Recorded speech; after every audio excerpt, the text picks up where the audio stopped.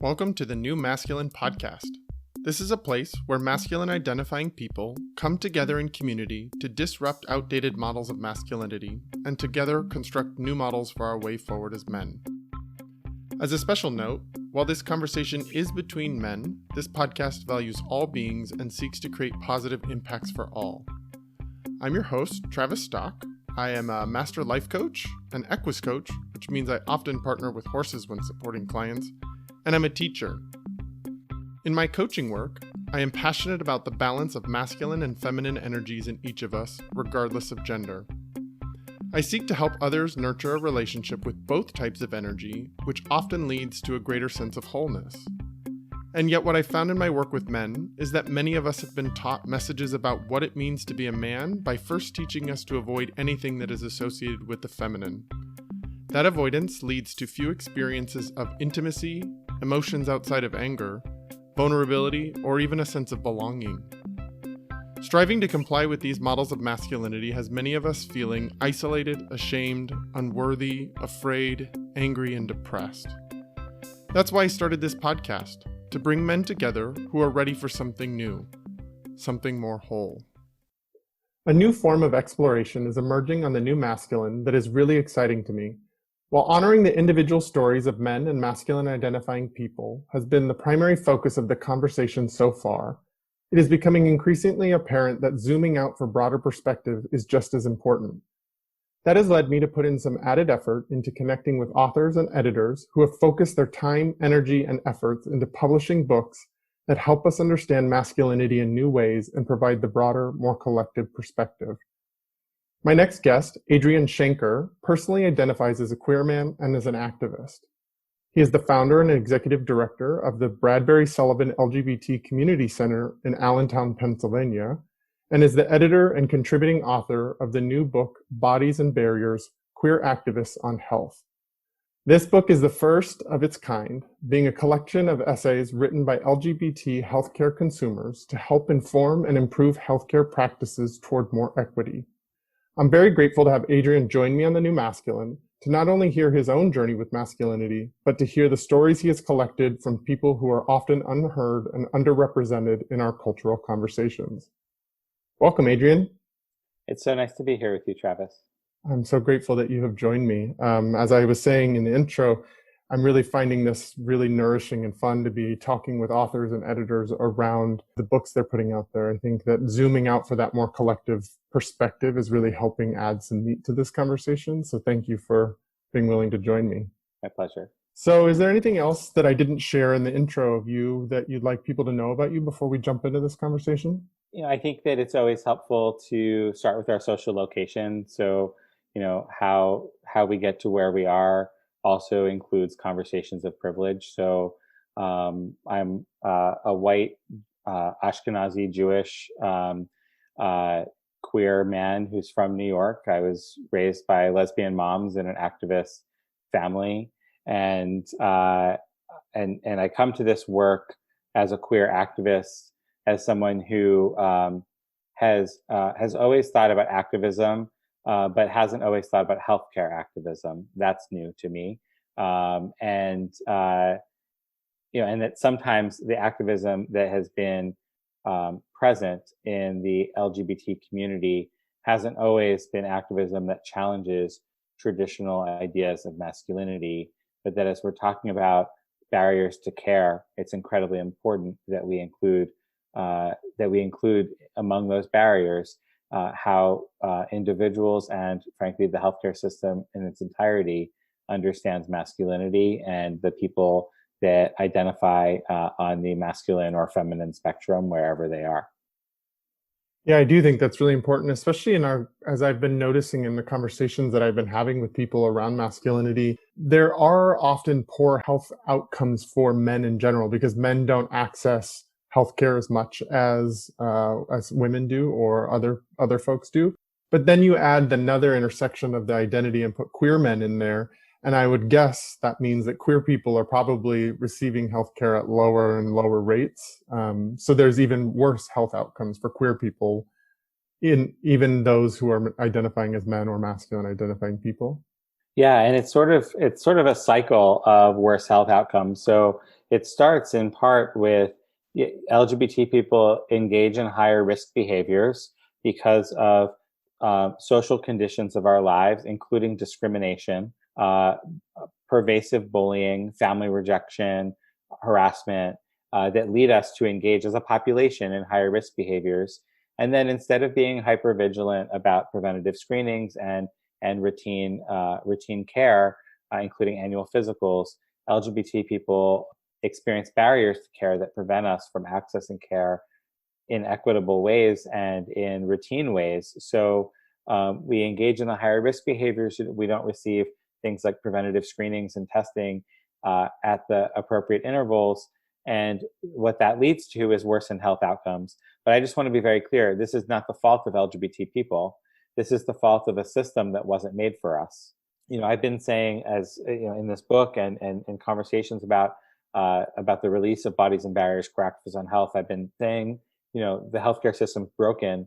And one person at an event recently asked me, they said, well, what do you think of Brene Brown's quote that the healthcare system, isn't broken. It was made that way.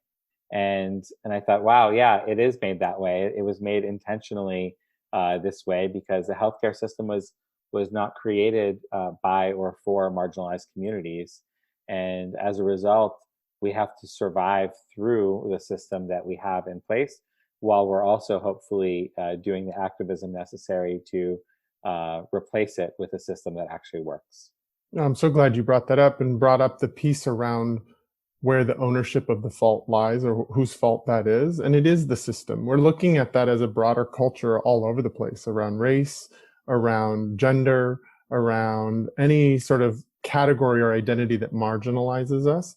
And it is very true that so many of the systems that we engage with in our world, whether that's psychology or that's healthcare or that's even life coaching or any of just the way our capitalist market works, is all set up by white male privilege, cisgender, heterosexual white male privilege.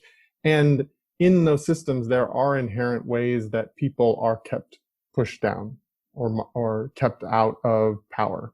And part of that is minority stress, which is the type of stress that people from marginalized communities experience because of micro and macro aggressions that are directed to us throughout our day, every day. So when we're talking about, for example, well, how come LGBTQ people experience worse health outcomes? The public health world might say, well, look, LGBT people are consuming tobacco at double the rate. Why are they smoking so much? And we would say, yeah, this is a huge problem. LGBTQ people are smoking at very high rates, but smoking is a coping mechanism. And if we're going to address the tobacco disparities, which, by the way, we must address the LGBT tobacco disparities, we have to do that as part of a broader conversation about why people are smoking in the first place. And that means we have to address family rejection, and we have to address school bullying, and we have to address housing discrimination. We have to address all of these ancillary factors, the social conditions of our lives. Yeah, it comes down to whether we're treating the symptoms or we're treating the root cause of what causes people to cope in those ways. Absolutely. I would imagine that you and I, as both as queer people, we can sort of attest to the fact that there are lots of reasons to cope in this world as a queer person. Right. And some of those coping mechanisms are more likely to lead us to worsened health outcomes than others. So part of the work that needs to happen within our community is to teach each other healthy coping mechanisms, and to try to be our own self-advocates as well, because LGBTQ people cannot rely on the healthcare system to get it right. We have to be our own health advocates. If we've learned anything from the history of HIV/AIDS activism in the United States, it's that LGBTQ people have to be our own healthcare advocates. Yeah, that's absolutely true. And I love that you point out that that is a skill that needs to be taught and that we need to be able to teach each other that, because growing up in this culture as a LGBT person, it teaches you to shrink yourself, not to advocate for yourself. And yes, there are pride is about activism. Our community has activated or been activists in the search for our rights, right to marriage, and yet very few people actually know what that's like to be able to advocate for themselves in their own lives. We can advocate for our community. Sometimes we can participate in pride events, but actually being an activist for your own health and speaking up for yourself, many people aren't empowered to even know that that's even possible. Right. But I mean, how many people, I'll share an example from my own life. How many of us have had a negative experience with a healthcare provider or have had an experience where we just felt that our healthcare provider didn't get it right? So in Bodies and Barriers, I share a couple examples from my own life. And one of them is that I have a great doctor, a primary care doctor that I have had a relationship with as my doctor for about 6 years. And one of the campaigns that I developed at Bradbury Sullivan LGBT Community Center was to promote anal pap tests for LGBT people, really for anyone who's a receptive partner in anal sex. And at one point during an annual physical, I asked my doctor, "How come you've never asked me if I need an anal pap test? You've never asked me about risk factors for anal cancer and have never made a recommendation whether those risk factors suggest that I should be receiving an anal pap test."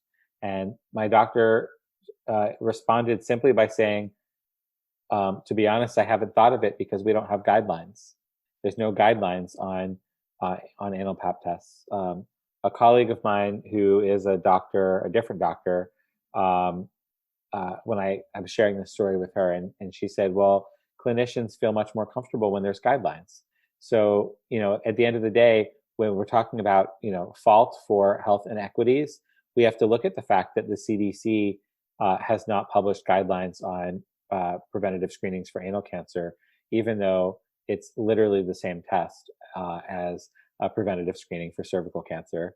We understand the costs of providing these tests, and there's no guidelines available. So when we consider how come queer men are left behind, there's some really clear reasons for that.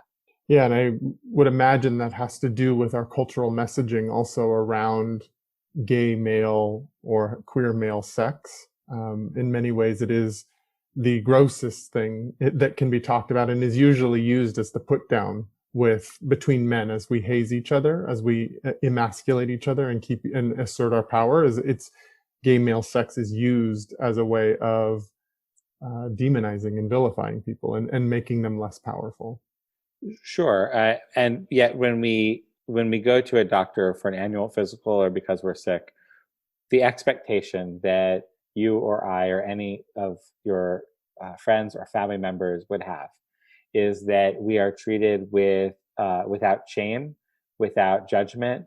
We're asked questions respectfully. We're given the opportunity uh, to be provided answers to questions that we have without feeling insulted that we asked. And yet, many queer men in particular are often afraid to ask their doctors questions about sexual health because I think you're right, because of the feelings about masculinity and the feelings about queer sexuality.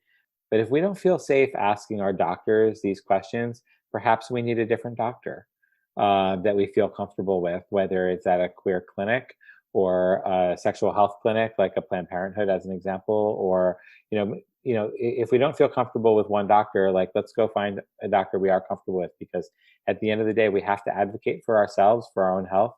We can't do that if we don't ask these questions. Yeah, I think that was something that while reading the book, that really stuck out to me. There's a sort of line in there about how most queer people are going to say they've had some really challenging experience when engaging with the healthcare. And I started to reflect on my own journey with that. And that's true. Like, even in moments where I was advocating for my own sexual health around like STD, STI testing, HIV testing, to take care of my sexual health, living in some small town, sometimes I was looked at and shamed for asking for that. Why would I want that? Why would I even be looking for that? Instead of being met with, yeah, let's go ahead and do that. Let's check in and make sure you're doing okay. Well, and those stories don't build trust, Right. right? So, with your own story, even, I would presume that, if that's a common experience that somebody has when they ask about HIV or other STI testing, it means that they're way less likely to ask about that same test a few months later when they feel like they need it again, because they might not want to feel that same shame again from that doctor. Yeah, for sure. It made me lean away from even the concept of doing my sexual health care through a primary care doctor. It was much more like, oh, I'm going to go to queer spaces for that. I'm going to make sure that I'm in a safe space before I even start to ask those questions, because that felt so uncomfortable to have to explain why I was trying to take care of my own sexual health. Sean Strub, who is one of the contributing authors in this book and was one of the early leaders of ACT UP New York, says that stigmas about other people make no moral judgment about your worth. And I think that's so similar to what you just said. And unfortunately, stigma is a big reason why LGBT people in general, and I think queer men in particular, sometimes lack positive healthcare experiences. Sometimes that stigma is directly because of feelings of masculinity. Of course, sometimes it's because of other reasons as well. But we have to consider how masculinity plays into people's feelings of being stigmatized or being fearful of accessing healthcare. Yeah, I mean, I think that what you're saying is how you put that in words, or how Sean put that in words, was that sort of moral judgment of someone's worth. I think that's something we as men, that masculinity as a whole does quite often, is assess someone's worth and usually devalues someone's worth. And that's so challenging to navigate, constantly living your life feeling devalued or feeling less than, or just constantly assessing where your value is based on other people's reads of you through their moral lens, through what they've been taught, through what their potentially ignorant or naive belief systems.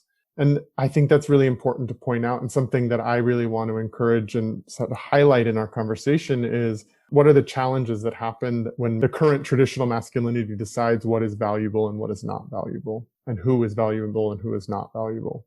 Absolutely. So I'm really curious to hear some of your own personal journey as we continue this conversation. What are some of the stories that you remember from childhood around what you were taught around masculinity? You had something I didn't know about you was you were raised by lesbian moms. How did that filter create an idea of what masculinity was for you? Yeah, I think that all of us, when we look back at our lives, we can think about different messages about masculinity, and we can run for the hills from them, because the traditional, we'll call them lessons about masculinity, leave so many of us behind, and certainly, um, leave many people very wounded. Um, I feel very lucky to come from a family that has always questioned normal in different ways. So questioned uh, questioned authority, questioned policies. I come from a very activist family. My grandfather is a psychologist who studied men and masculinity for his entire career. So conversations around masculinity were actually not, we're not foreign in my family. However, we still hear these stories, and we can still be wounded by them. I remember this experience from being in the Cub Scouts in third or fourth grade, when there was a father son camping trip, and my dad is not one for camping unless it's at a Hilton or another hotel somewhere. So, but they wouldn't let my mom go with me. They were very clear that it had to be a father son trip. And I remember this vividly from my childhood, because it was this moment of, my mom was great at camping. So it was this moment of like, well, why can't, like, why? What is it about camping that you think is a masculine trait? And also, um, like, why can't I just participate with my family? And I'm not sure. I don't remember how I reacted when I was in third or fourth grade, But I look back at that and as an experience of why I think that, groups like Cub Scouts and Boy Scouts are problematic, because they reify traditional understanding of masculinity in a way that that doesn't work for so many people and so many families. Um, that's just one example. I mean, there's so many, but I think that that oftentimes when we think about the lessons about masculinity that we're taught as a kid, whether people are taught them from their parents, from their friends, from their schools, or worse, from institutions that try to force us into boxes that don't work for anyone, especially those of us who are queer. Um, it can be traumatizing, and I feel lucky to not be traumatized by masculinity, but I do feel like I've had to I've had to kind of develop my own sense of self regardless of what those traditional norms are. In the gay male subcultures, in our dating apps and everything, there's always like the masc or femme, like it's a binary. And we of course know that it's not a binary, that it's more of a matrix, and that all of us just fall where we fall. But I remember at one point somebody asked me if I was masculine, and I said, "Sure." Like okay, it's not something I think about. I am who I am, and I feel like uh, um, I don't understand what makes an activity a masculine activity or a feminine activity. I think that those activities are things that can be for anyone, and I've always felt that way.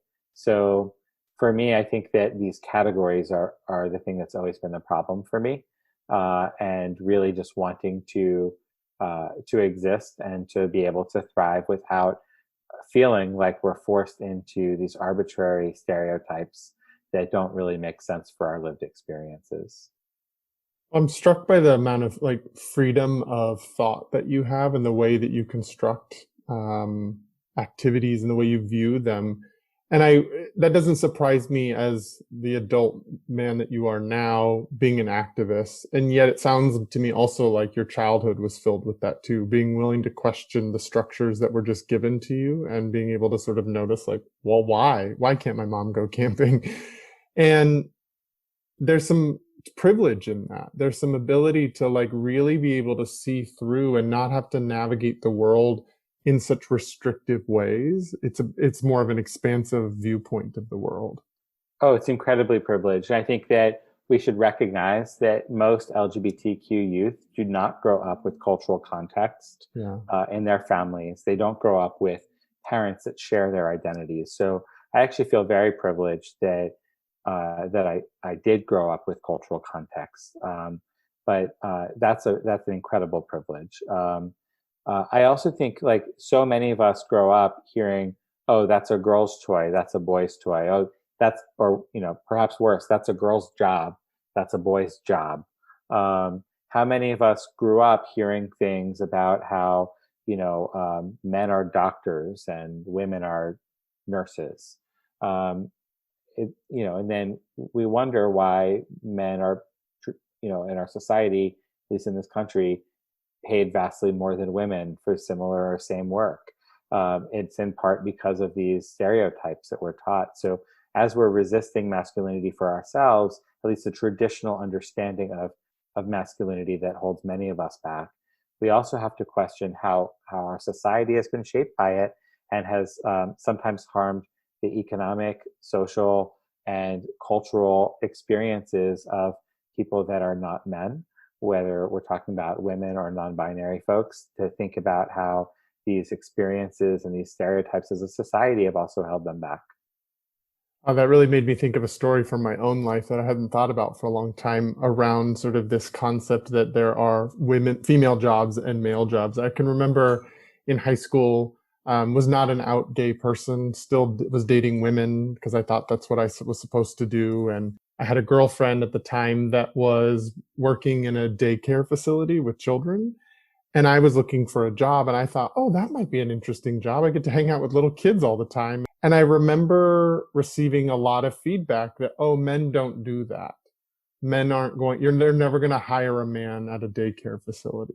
That's not going to be there. And I remembered asking why. and at least the story I internalized, I don't remember who this came from or what if it was specifically told this to me, is that people don't feel safe with men with children, and that people might assume you're trying to do something with the children. And I was like, ooh, that taught me a big lesson, especially as I grew up and grew into understanding my own identity as a gay man, which often gets filtered through a lens. And we hear these stories of predatorial, pedophile kind of men that are gay. And it made me not trust myself, not because I was afraid of what I was going to do, but that I couldn't go into the fields and the careers that I really wanted to. Turns out I got my master's in social work with a child welfare background and did behavior coaching with children and did child protective services and working with children all the time. But I remember even in those careers carrying with me that I wasn't even sure I was allowed to be my authentic self because of what others might interpret that as. That if someone found out that I was gay and I was a man working with children, what did that mean to them? And all it took was one story to ruin my career. So I can really see those places where those early messages around what is a girl's job versus what is a boy's job really changed me in ways. And I hold the value system that kids should see lots more nurturing, caring men in the world, and it shouldn't be isolated away from men. It's also, this is one of the reasons why we need to, as a society, end the concept of gender reveal parties. Gender stereotypes are taught. These are socially constructed stereotypes that are taught, and that starts in infancy. What color are we painting the room based on the assumed gender of the child? Those kinds of conversations need to shift. We need to get to the point where parents understand how harmful it is, and where our community can respond with the same ick factor that we would respond to with other kinds of injustices. Gender justice is very important, and that includes ensuring that kids can grow up in a space without being forced into restrictive gender stereotypes. Yeah, I remember when having previous conversations on this podcast around how early on little boys are taught what not to do and to restrict emotionality and to hide their caring and vulnerable emotions. And so early on, once we know that it's a boy biologically or appears to be a boy biologically, we tend to funnel them into what they're allowed and not allowed to do.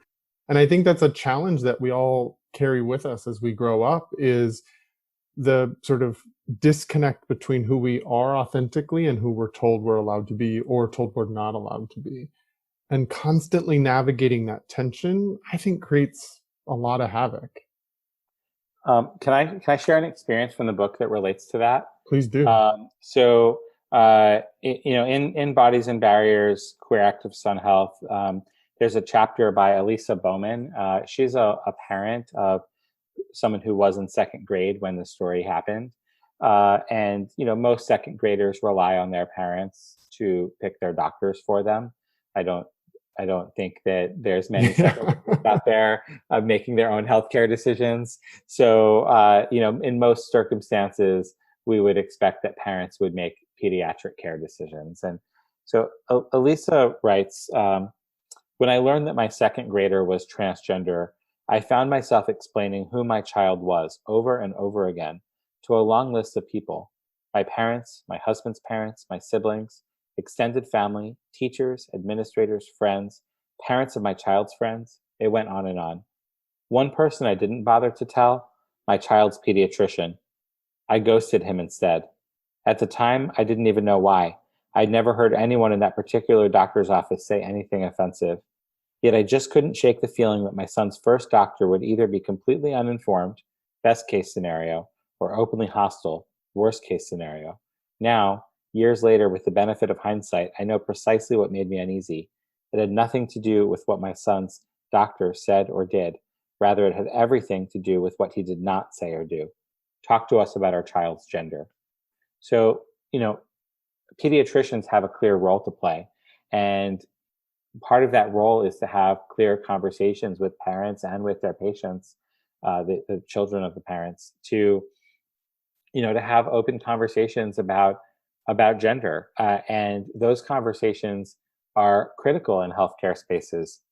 Many parents, you know, don't know what they don't know, and they many parents aren't very aware of transgender youth, but the experiences of trans youth are vastly improved with parental support, and they're vastly improved with affirming healthcare from their pediatricians. So I just wanted to share that because there's a good side of this too, which is that there are pediatric care professionals that do specialize in providing gender affirming care for youth, and it makes an enormous difference. So Yeah, I appreciate that. And I think the trap people can fall into is that, oh, I only seek that out if I start to suspect that my child is trans.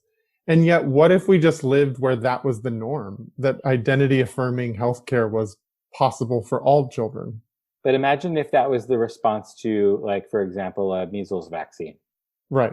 We're only going to seek out this measles vaccine if you know there's a declared outbreak in my school, in my kid's school or something. That's ridiculous. With the aside from the vocal minority, very small minority of anti-vaxxers, most parents really want to ensure that their children are vaccinated for a variety of things, even if they don't have reason to suspect that there's a local outbreak of that virus, right? Um, it would be similar to saying, well, we're just not going to deal with that until there's a local issue. Hmm. uh, you know, um, Conversations about gender identity, conversations about sexual health. These are conversations that every pediatric care professional should be having with every one of their patients, and that parents should be asking the pediatric care professionals to have. And of course, that doesn't preclude parents from also having those conversations with their kids, but there is something different when doctors are the ones asking. Yeah, I mean, I think it's challenging because we live in such a culture that was based in really like puritanical values that especially around sexual healthcare and gender identity, there isn't really room for that in a puritanical mindset. Those things are considered dirty, and so we're already even having a trouble having a conversation just about sexual education in schools and sexual education from doctors and from pediatricians for young people. And yet we can't even make a clear decision about whether or not people should be able to be taught about sexual healthcare practices, let alone people that are marginalized and different and don't fit the norm. I don't know about you, Travis. The world I live in is not all that puritanical, and I think that we have this perception based on the history of our country. But let's be real about the world we actually live in. The world we actually live in is where, instead of providing comprehensive LGBT inclusive sex ed in schools, where instead of providing condoms in high school nurses offices, instead of providing information that can keep people safe so they can make risk aware decisions, instead of all of that, we have very high rates compared to other countries of teen pregnancy, because we would rather just not have conversations. We would rather just not provide education. Um, as someone who is absolutely supportive of reproductive choice, it's more expensive to terminate pregnancies than it is to teach sex education.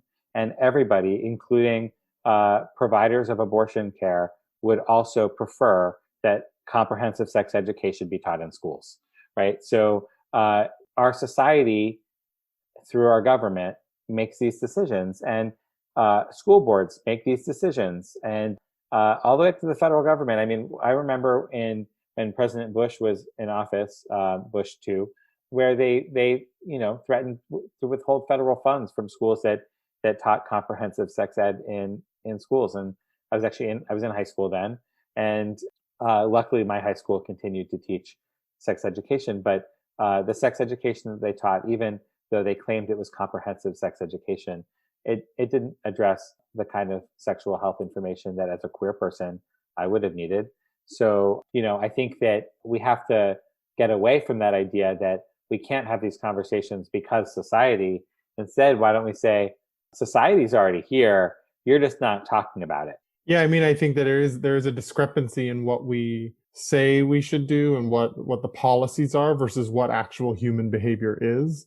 And there's so many people that are acting in ways that go against the things they're pushing forward as policies in terms of abortion rights, in terms of sexual health care practices, and yet we're disenfranchising young people by not giving them the information and putting them at risk for, especially queer people, putting us at risk. Because I agree, my sex education in high school, junior high school, had nothing to do with queer representation and did not teach me anything about what I needed to know. I mean, look, there's Bibles in every hotel room. It doesn't lead to a whole lot of behavior change, right? Nor would I even want it to. But it's the ideas of our society and the reality of our society are two very, very divergent points. And it's just important that we recognize, especially healthcare professionals and also educators who end up also providing health information in many circumstances, really need to understand that there's a difference between what is considered societally acceptable and what is considered socially acceptable in our society, and what is the practice of our communities. Yeah, for sure. Yeah, I just was in a hotel room not that long ago and saw the Bible in there, and I was like, that still is a thing? Like, are we still there where every hotel room has a Bible in it? Wow, that's mind-blowing to me. While we're talking about sex education, in this book, Emmett Patterson writes a really amazing chapter. I'm so glad you're bringing this one up because Yeah. this is a chapter that really stuck out to me as I was reading too. So Emmett's chapter is called "Not Your Average Sex Talk," and it's essentially about peer-to-peer queer sex ed. And Emmett's a brilliant writer, and he lives in Washington D.C. But he's from a rural community, and I think that's really important. Emmett writes, "I know what it feels like when curricula and medical institutions are not structured around your sexual and gender-related needs. These experiences built my consciousness around health inequalities and pushed me to develop my own skills as an educator and activist. As a young person living in a rural community outside of Pittsburgh, Pennsylvania, coming out as a trans man to my family and community brought a number of challenges to my sexual health. In my mandated year of psychotherapy that I completed to receive approval for hormone therapy and other transition related care, countless providers ignored discussing my sexual and reproductive health. The first time I was asked if I had thought about becoming pregnant in the future was right after my primary care physician placed my first hormone shot in my hands. My providers seemed to not be bothered to think about, or perhaps couldn't imagine, a trans person being sexual, which prevented them from assessing what some of my sexual health concerns might be. So I stayed silent and researched on my own, struggling to find myself in news stories about teen pregnancy and deciphering if HPV vaccine guidelines applied to trans men. I think that Emmett's story is unfortunately very real for many trans people and many LGBT people more broadly, that we are just not, the schools in the United States are not providing LGBT inclusive, comprehensive sex ed. In 2007, when President Obama then Senator Obama was running for president, he made a statement that he thought that sex education should start in kindergarten. And of course, the far right flipped out at this statement. And Bill O'Reilly in particular went, off the walls about this statement. And I remember watching Reverend Deborah Hafner, who at the time led a nonprofit called the Religious Institute for Sexual Morality, Justice, and Healing. She went on the O'Reilly show to correct the record, and in her conversation with Bill O'Reilly, Bill says something along the lines of, "You would teach a kindergartner about their uterus," and she responds and says, "What's the matter? Are you afraid of the uterus? Like, why are we so scared?" We teach math starting in kindergarten, and we continue it throughout the entire school curriculum through 12th grade. We don't start with algebra in kindergarten or calculus, right? We start with shapes and understanding shapes, and then it progresses. And hopefully, when people graduate high school, they have progressed their knowledge about math. since kindergarten, but they started with shapes. This is a circle, this is a square, etc. Right? Um, well, we also do that with other subjects. We start with teaching English, for example. We start with like the letters, and then we have people reading novels in high school. So we don't start with the novels. Why is it different with sex education? We should be starting very young, and it should be continuous learning, just like other subjects. Yeah, and we can obviously tailor it to the level of development of that child. It doesn't have to, as you said, it doesn't have to go all the way to 100 right away. You start early and you start, just like we do with math. and yet we do make such a big deal about the differences between genders, the differences between sex in how sex is had, whether or not we're allowed to talk about it, what healthy sex is, what unhealthy sex practices are. We put so much shame in so many of those conversations that we're unable to even have the conversation most of the time. Absolutely. And I think that Emmett's story is so powerful in that it points to sort of what are some of the challenges of having to find your own best sexual health care practices when you're just finding it on your own. And I think in some ways it goes even deeper for a lot of trans men. I know I have some trans male clients who have been navigating the healthcare system and trying to get mental health support or trying to even get medical support from a medical doctor. And oftentimes the first thing that they are met with is in very rural areas that are not sort of gender affirming and trans affirming medical practices is, well, that's caused by your testosterone. We might as well take your testosterone away. And to me, that's just, it's hormone therapy is essential medicine. Correct.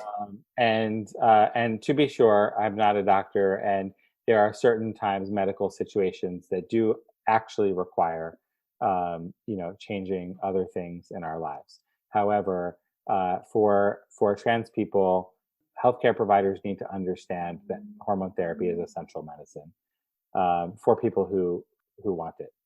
And by the way, this is also a challenge with health insurance, where sometimes health insurance companies don't understand this. We had an experience in my community in the Lehigh Valley, Pennsylvania, where an insurance company tried to stop providing coverage of hormone therapy for transmasculine members of that insurance company. And first, we reminded them that it was against the law to do that, but also we provided them with standards of care from WPATH, the World Professional Association of Transgender Health, to show them that it's essential medicine. There is a standard of care, and they need to provide care equitably. And in those scenarios where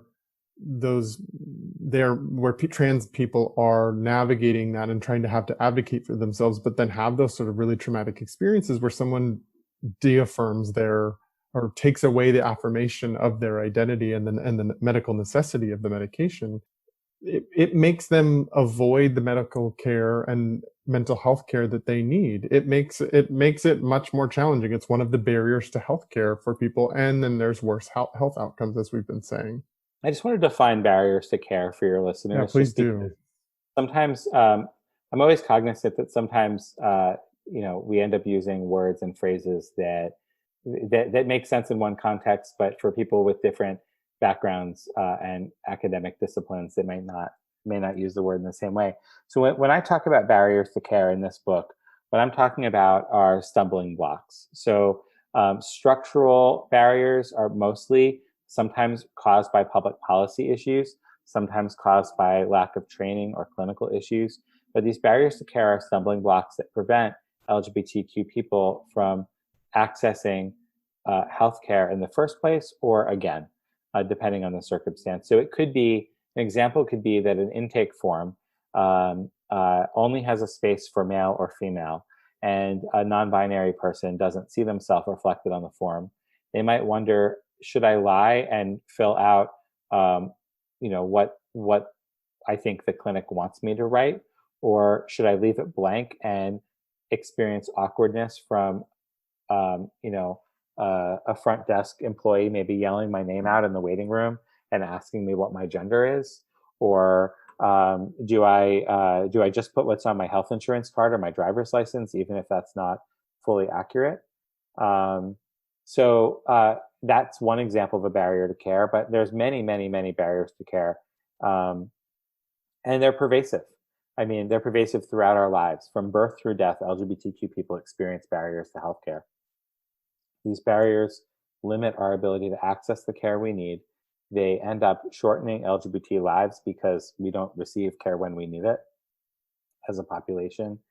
And actually, this is a social problem that can easily be fixed through changing how our healthcare system operates, by changing the medical training that is provided in the United States, and by prioritizing health equity, which is another phrase that I should just define quickly. The U.S. government actually defines health equity in a really great way. They say that in Healthy People 2020, the U.S. government says that health equity is the attainment of the highest quality of health for all people. They don't say the highest quality of health for men, or the highest quality of health for white people, or the highest quality of health for US citizens. That's not the definition. The definition is highest quality of health for all people. So in order to achieve health equity, we need to ensure that we remove these barriers to care so that LGBTQ people and all people can access the care we need when we need it. Thank you for doing that. Yeah, that's important for the listeners to be able to really know what we are talking about with these barriers to care and what are the challenges that come up from there.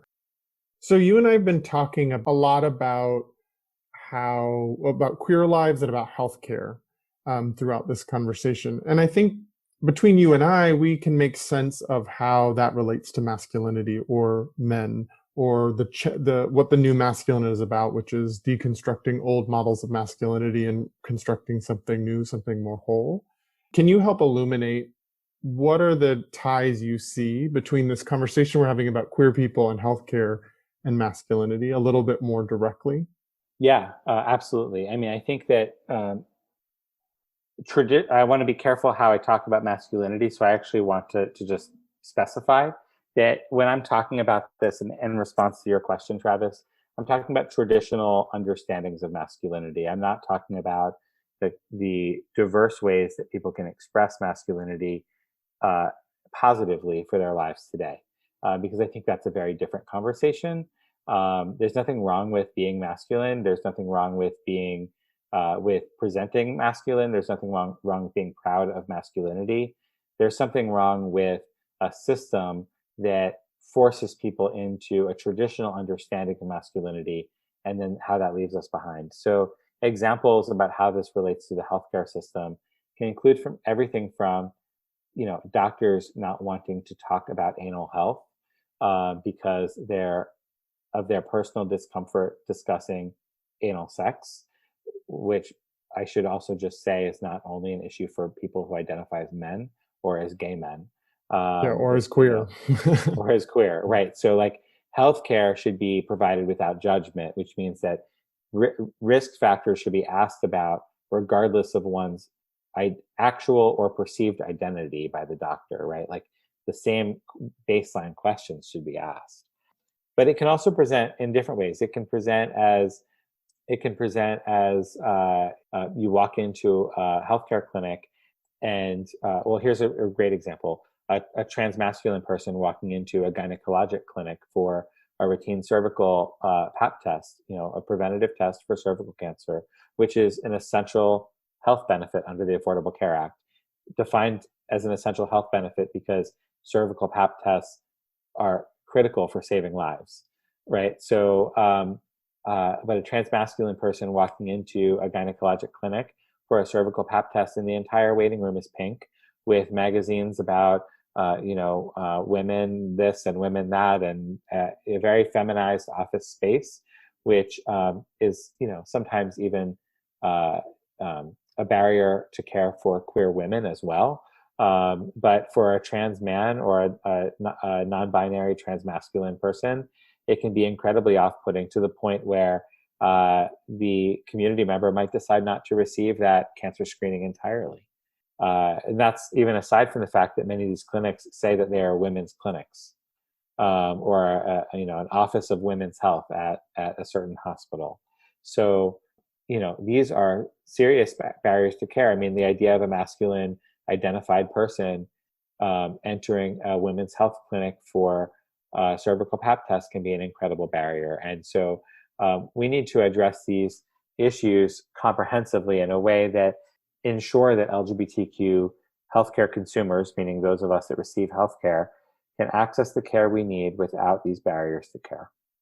Yeah, I can think of some of the ways in which I bump into that in my own life, and I think many other gay men do as well, is like even just the concept of donating blood. That for a long time, gay men were not allowed to donate blood, and now we've changed the rules to allow gay men to donate blood as long as they've abstained from sex for a whole year. Well, now it's actually a month, but that's it's actually worse. So, in my opinion, these so-called incremental changes, first from the Obama administration and then from the Trump administration due to COVID, were both done because of blood shortages. So, in both cases, it was, well, we need this gay blood, to address this blood shortage. So, we're just going to lower the celibacy requirement in terms of the amount of time. That to me is the most unscientific and offensive policy process that the FDA could have possibly come up with. So I actually think it's worse to say 1 year or 1 month of celibacy is required than just saying our policy's outdated and we haven't gotten to it yet. At least be honest about what the issue is. The FDA blood policy doesn't take protective factors like PrEP into account. It doesn't take monogamous relationships into account. It also doesn't take the reality that it's not true that gay men are having riskier sex lives than heterosexual men. It's just that there's a perception and a stigma associated with it. So if we're going to be honest about it, it's that we need the FDA to make their decisions based on science and evidence as their charge requires, and not based on squeamishness and stigma. Yeah. Yeah. Yep. But I wanted to actually talk about something else you just mentioned. Please. As well. So, PrEP. Let's talk about PrEP for a second. So, pre-exposure prophylaxis, or the once-a-day pill that can be taken to prevent HIV. If PrEP was available 3 or 4 decades ago, it would have drastically changed the landscape of the epidemic, right? It would have been very, very, very different. Preventative HIV medicine is life-sustaining and life-saving for many, many people. And yet in many communities, especially in rural communities, accessing PrEP is incredibly challenging. There might be only one or a handful of providers that are willing to prescribe PrEP. They might say that they haven't had training on it, or they might say that they might have a moralistic reason for not providing PrEP based on, of course, the provider's morals, not the patient's. But regardless, people, queer men are still sometimes either finding that PrEP is unavailable for them because of geographic barriers to care, or that they, in some instances, are ridiculed for wanting a prescription for PrEP. So I think this is just another example about queer male sexuality being stigmatized instead of affirmed by the healthcare professionals in our lives. It's also untrue that an infectious disease doctor needs to be the one to prescribe PrEP. A primary care clinician should be able to do this. And in many communities, part of the reason that PrEP is so limited in some rural communities is because many primary care doctors wrongly believe that they don't have the skills to administer PrEP.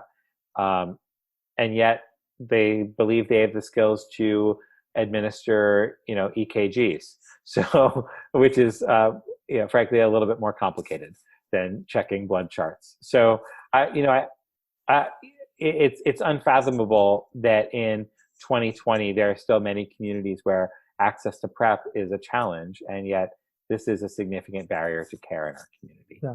Well, and I think it's really important. It's not only protective for that person, but it also is a public health kind of thing too, because it keeps a virus that kills people from spreading. And then as we're sort of navigating COVID right now, we're talking about all of the different ways in which we can prevent the spread, or sometimes not talking about that well enough.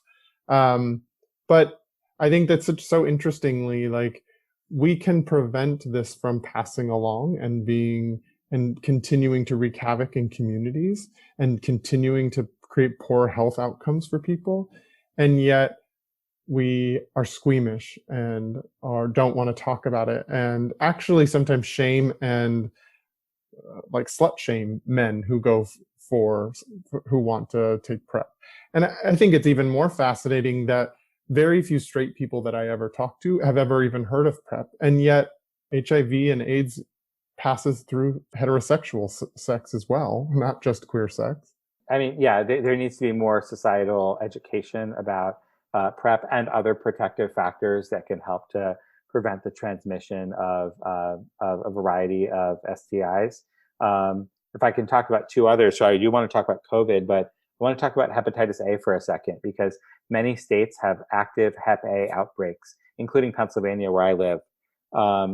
So hepatitis A is spread through oral fecal contact, which is traditionally understood as by not washing hands in restaurants, which is why so many restaurants have signs that say, employees must wash hands before returning to work. And by the way, I support that. Like, please, if you work in a restaurant, we all want that, right?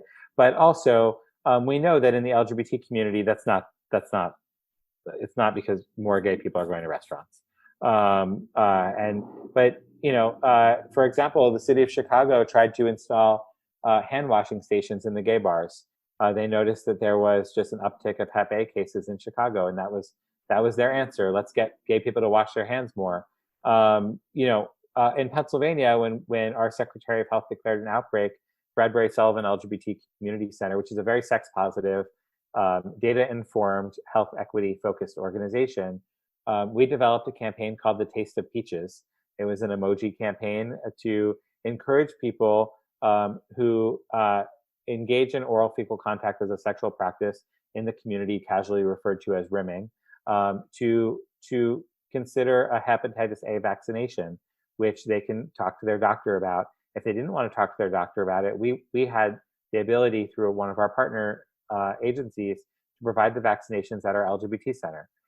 But for people who were 25 or older, it was unlikely that they had been vaccinated because the vaccine wasn't FDA approved until 1999. So most adults today are not vaccinated for Hep A. But what's worse, we think we are, because we were vaccinated for Hep B and Hep C, which is different. But to the average person, we don't know the difference between Hep A, Hep B, and Hep C. We just think we're vaccinated for hepatitis. So the reality is that we had been in this active campaign for a year to encourage LGBTQ people in our community to receive a hepatitis A vaccination. And we got 40 people vaccinated, 40 LGBTQ people vaccinated in that first year, which was considered a pretty good number. It's very hard to get people to do this. And I remember talking to a couple of my friends who are doctors, primary care doctors, and I asked them, have you had a lot of patients asking about hepatitis A vaccinations? And they said, no. And I said, has the health network that you work for encouraged primary care doctors to be vaccinating everyone for Hep A, or to encourage vaccinations for everyone for Hep A? And they said, no, we haven't heard anything about it. And this is in a state with a declared Hep A outbreak, and many states have that outbreak. So why are we not talking about it? Squeamishness, stigma. We don't want to talk about the risk factors that lead to hepatitis A. But if we don't talk about it, this isn't trees inside forests. When they fall, there's a noise. And and we have to be real about what the health risks in our community are. And the way that we can mitigate those risks is by having honest conversations in community about behavioral risk factors and protective factors like a Hep A vaccine or a PrEP. And I also just want to mention COVID, since you brought it up. A year ago, none of us could have imagined that we'd be walking around with face masks and staying home for weeks that turn into months, right? I don't think that this was on our 2020 planning sheet. At least it wasn't on mine. And today, wearing a mask is a protective factor. So when I say protective factor, I mean like a resiliency factor. This is how we keep ourselves safe and the people who we care about safe. And somehow mask wearing has become a debate about masculinity in some, at least in certain communities, where there's this I would suggest ridiculous idea that wearing masks is somehow emasculating, and I don't understand that. I don't understand how taking care of our body makes a person less masculine. Taking care of the people you care about, taking care of the random strangers you interact with makes a person less masculine. And so masculinity does have a really clear role in how people approach health. And again, this isn't everybody.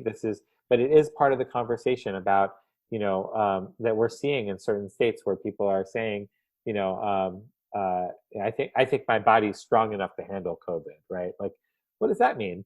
So, I think that we have to be honest about what are the problems with traditional masculinity as it relates to public health, and how can we challenge those conversations and encourage people that, you know what, you can be as masculine as you'd like inside your face mask.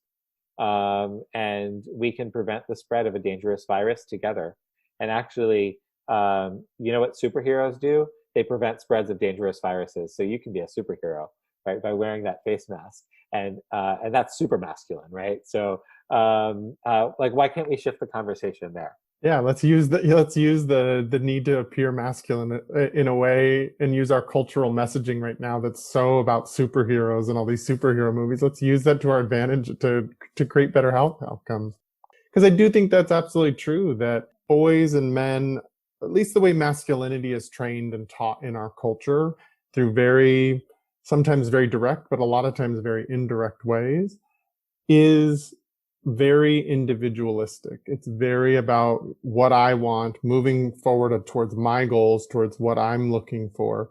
And it actually teaches us to not pay attention to the collective, to the community, to caring emotions. Like we are actually taught as boys to avoid our caring emotions. And so when we teach that over and over and over again, boys forget and are never trained to how to have an empathetic understanding that how they show up in the world impacts others negatively.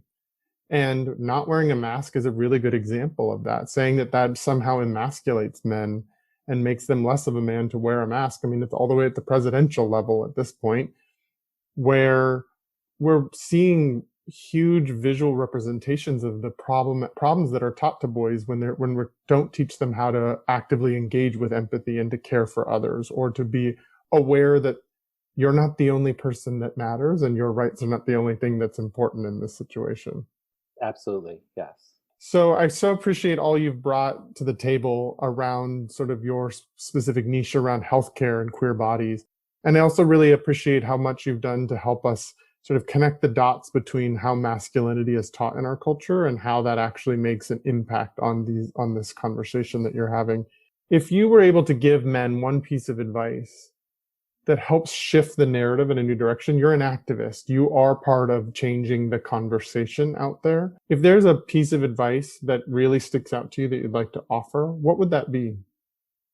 So I want to answer your question in two ways. The first is I want to speak to men, and the second one is I want to speak to healthcare providers, if that's okay. Perfect. So first is, for men, talk to your doctor about your health needs, your real, actual health needs, not just the health needs that you think are okay to talk about because they fit in line with some traditional understanding of masculinity.